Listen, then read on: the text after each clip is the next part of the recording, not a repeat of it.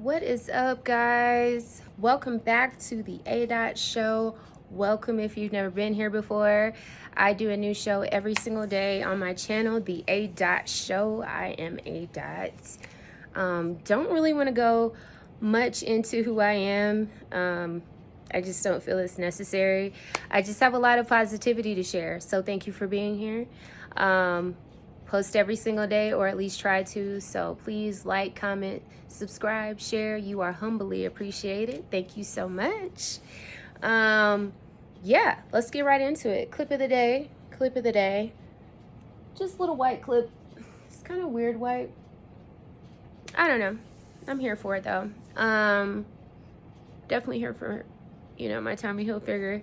Not a fan of the person, but the gear kind of like takes you back to like that 90s type of look or whatever. But anyways, not what this is about today. So let me get to the actual show. So there's like this viral girl who like, she's obese, she's overweight, and she got a Lyft ride, and the Lyft driver denied her. So I just wanted to give my 2 cents on that, because the Lyft driver got fired for that.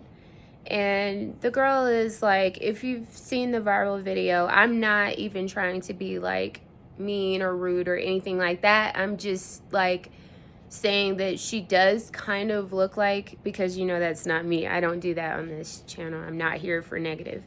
But she, excuse me, ultimately did not get the ride. The Lyft driver was fired for denying her service, and she is suing. So the thing for me is this. So I used to be a Lyft driver. I used to be a Lyft driver in one of the busiest cities in America, in Atlanta, Georgia. And when I was a Lyft driver in Atlanta, Georgia, I had a similar situation occur.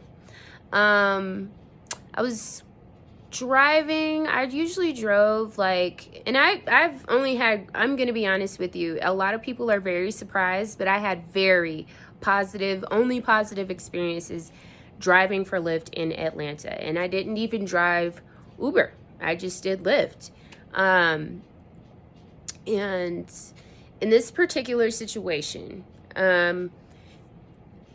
the person who requested a ride for myself, Lyft, and I went to go pick them up. When I went to pick them up, they were being discharged from the hospital, a very serious hospital in Atlanta, for very serious treatments and things like that. I don't know.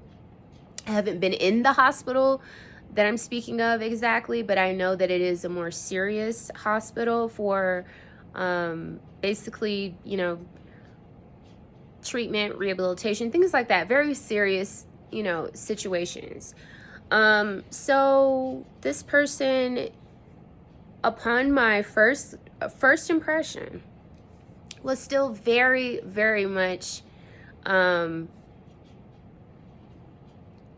they were not in good shape, is what I could say. And I really want to be very respectful on how I speak about this person, even though they, I'm here anonymously speaking on this from years ago. They look like they were in serious condition. And because my father is in the medical field, I kind of just see things a little bit differently. I see things a little more at risk. I kind of think twice about things a little bit more because of the way I've grown up, to just be aware of my health and others' health around me. And that's just off the strength of what I know from growing up. And from first impression, this person had a lot going on. They had tubes coming out of them, several. They had oxygen. They were in a wheelchair. They had IVs. I mean, they honestly looked like they were still in the hospital bed, but now in a wheelchair situation, and now going to be placed into my car. Now, one thing about me that I would like to really describe and explain is that I have very high anxiety. I have an anxiety disorder. I'm not afraid to say that. So that just basically means like I get extremely just like wound up, not even mad or anything, but just like heavy anticipation, heavy, just mind always moving, wheels always turning, always thinking kind of person. And when I saw this, it immediately made me uncomfortable. It immediately made me uncomfortable. I have to think about all factors involved. My car that I own, this person is not in good health or good standing. I can tell and I can see that, and I know that. I've made a very justified first impression overall glance. And see, the traffic in Atlanta, if you have ever been there or you've ever traveled to Atlanta or spent any time there, is very similar to LA County. It is terrible. You will sit on the highway for a very long time. And this person, again, from my first impression, did not have the health to be in my car to begin with, that I'm comfortable with, let alone us hitting a traffic storm like Atlanta's highways, which is the entire metropolitan Atlanta. I can't live with something happening in my car to someone else that I own that I could do nothing about and that they could do nothing about. I personally cannot do that. Some people can. Some people would be okay with that. So out of discretion, because I own my vehicle, this is my contract work. I'm working as a contract worker for Lyft. I'm not an hourly worker. I had to make my own justified decision that no, I don't want to do as your service today. I'm sorry, I cannot drive you today. Another driver will come and pick you up. They were very, very unhappy about that. The thing is this, the reason why I bring this story up is because, story time, is because this young lady is suing that driver for his discretion of not allowing her in his vehicle that he's working as a contractor for a company. So there's some things we really have to address there. It's a choice, yes, to drive Lyft and Uber, absolutely. It's also a choice, because it is our vehicles and not the company's, to decide who we want in or out of our vehicle. It really, truly is. And I don't drive anymore. This has been years ago.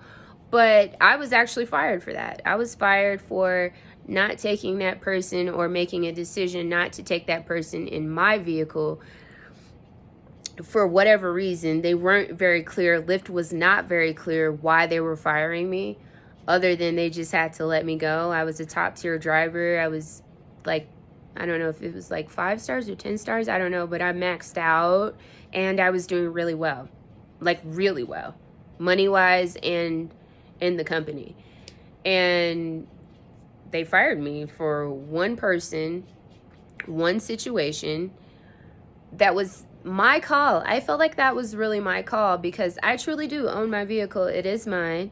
I truly do have anxiety disorders. And it made me extremely uncomfortable to have a person that's so much in need in my vehicle. And on top of that, in traffic or some type of situation that I can't get out of or get to any help for. I can't live with that kind of impact on me. So it may have been right, it may have been wrong. We'll never know, because this is years ago and it's already occurred. I've already dealt with Lyft and I'm not going to deal with them anymore, of course. It's been years, but I just wanted to share that because I do understand where that driver is coming from. And I know that may sound, I'm so sorry if you're out there and you may look similar to this young woman. I'm so sorry. I'm not at all in any way. This is not really even about you per se. It's about the judgment call of a Lyft or Uber driver. And I think something that we really have to remember is like, it's our vehicle. It's us doing this. It's not the company. So it really is like my gas, my time, my car, my call, my emotions, everything about me is on the line just to drive you. And I just want to bring that to people's attention because it doesn't make you a mean person to be protective. Remember that. Anyway, story time over. I just wanted to share that and share my humble opinion. If you have a comment, please comment below. Please be respectful. I am. I'm only full of positivity, so I really don't deal with the negative, like, at all. Okay? Anyways, thanks so much for hanging out with me. I hope you have a wonderful, wonderful January the 29th, 30th. Child, we're going into February. That's all I know. And I do a new show every day. So please like, comment, subscribe. Whatever you do, you are humbly appreciated. And we'll see you on the next episode. Thanks so much. Peace.